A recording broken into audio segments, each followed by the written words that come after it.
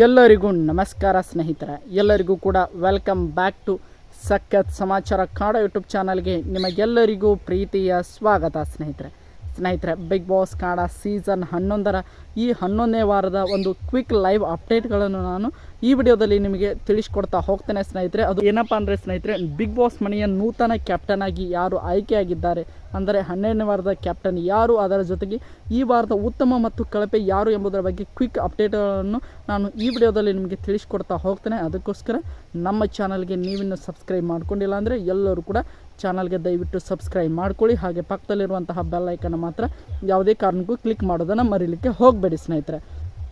ಬನ್ನಿ ಸ್ನೇಹಿತರೆ, ವಿಡಿಯೋನ ಶುರು ಮಾಡೋಣ. ಇದು ಎಲ್ಲವೂ ಕೂಡ ಮೂರು ಕೂಡ 100ಗೆ 100% ಕನ್ಫರ್ಮ್ ಅಪ್ಡೇಟ್ಗಳು ಅಂತಲೇ ಹೇಳ್ಬೋದು ಸ್ನೇಹಿತರೆ. ಅದರಲ್ಲಿ ಮೊದಲನೇದಾಗಿ ಕ್ಯಾಪ್ಟನ್ನ ವಿಚಾರಕ್ಕೆ ಬರೋಣ ಸ್ನೇಹಿತರೆ.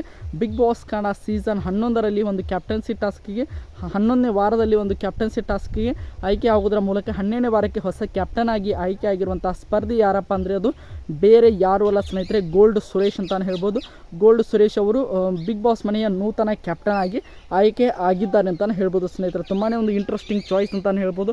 ಇದನ್ನು ಸ್ಪರ್ಧಿಗಳು ಆಯ್ಕೆ ಮಾಡಿದ್ದಾರೆ ಅಥವಾ ಒಂದು ಟಾಸ್ಕ್ನ ಆಡೋದ್ರ ಮುಖಾಂತರ ಇವರು ಆಯ್ಕೆ ಆಗಿದ್ದಾರೆ ಅಂತ ನಾವು ವೇಟ್ ಮಾಡಿ ನೋಡಬೇಕು ಸ್ನೇಹಿತರೆ. ಆದರೆ ಬಂದಿರುವಂತಹ ಪಕ್ಕಾ ಮಾಹಿತಿಯ ಪ್ರಕಾರ ಗೋಲ್ಡ್ ಸುರೇಶ್ ಅವರು 12ನೇ ವಾರದ ಕ್ಯಾಪ್ಟನ್ ಆಗಿ ಆಯ್ಕೆ ಆಗಿದ್ದಾರೆ ಸ್ನೇಹಿತರೆ. ಇನ್ನು ಎರಡನೆಯ ಒಂದು ಅಪ್ಡೇಟ್ಗೆ ಬರೋಣ ಸ್ನೇಹಿತರೆ. ಬೆಳಿಗ್ಗೆ ನಾನು ಒಂದು ವಿಡಿಯೋ ಮಾಡಿದ್ದೆ, ಈ ವಾರದ ಉತ್ತಮ ಮತ್ತು ಕಳಪೆ ಯಾರು, ಅಂದರೆ ಅದರಲ್ಲಿ ಉತ್ತಮ ನಾನು ಭವ್ಯ ಗೌಡ ಅಂತ ಹೇಳಿದ್ದೆ, ಅದರ ಜೊತೆಗೆ ಕಳಪೆ ತ್ರಿವಿಕ್ರಮ್ ಅನ್ನುವ ಒಂದು ಅಪ್ಡೇಟನ್ನು ಕೂಡ ಕೊಟ್ಟಿದ್ದೆ ಸ್ನೇಹಿತರೆ. ಅದೇ ಈಗ ನಿಜವಾಗಿದೆ ಅಂತಲೇ ಹೇಳ್ಬೋದು. ಯಾಕೆಂದರೆ ನಾನು ಕೊಟ್ಟಂತಹ ಅಪ್ಡೇಟ್ ಸುಳ್ಳು ಅಂತ ಹಲವಾರು ಜನರು ಹೇಳ್ತಾ ಇದ್ರು ಸ್ನೇಹಿತರೆ. ಆದರೆ ಈಗ ಅದೇ ಅಪ್ಡೇಟ್ ನಿಜವಾಗಿದೆ. ಅಷ್ಟೊಂದು ಒಂದು ತುಂಬಾ ಒಂದು ಇಂಟ್ರೆಸ್ಟಿಂಗ್ ಆಗಿರುವಂಥ ಒಂದು ಅಪ್ಡೇಟ್ ಆಗಿತ್ತು ಅದು ಸ್ನೇಹಿತರೆ.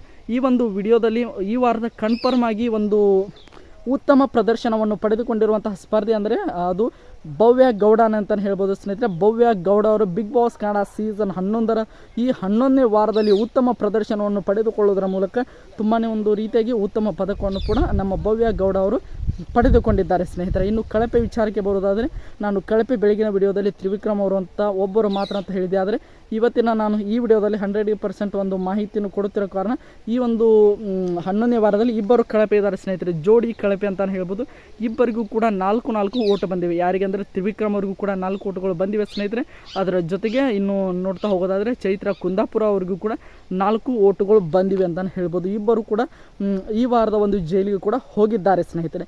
ಈ 3 ಅಪ್ಡೇಟ್ಗಳು ನಿಮಗೆ ಎಲ್ಲರಿಗೂ ಕೂಡ ಇಷ್ಟ ಆದವು ಅಂದ್ಕೊಳ್ತೀನಿ. ಇಷ್ಟ ಆಗಿದ್ರೆ ಎಲ್ಲರೂ ಕೂಡ ಚಾನಲ್ಗೆ ಸಬ್ಸ್ಕ್ರೈಬ್ ಮಾಡಿಕೊಂಡು ಸಪೋರ್ಟ್ ಮಾಡಿ. ಮುಂದಿನ ವಿಡಿಯೋದಲ್ಲಿ ನಿಮ್ಮ ಜೊತೆಗೆ ಸಿಗ್ತೀನಿ ಅಂತ ಹೇಳ್ತಾ ಎಲ್ಲರಿಗೂ ಕೂಡ ಧನ್ಯವಾದಗಳು.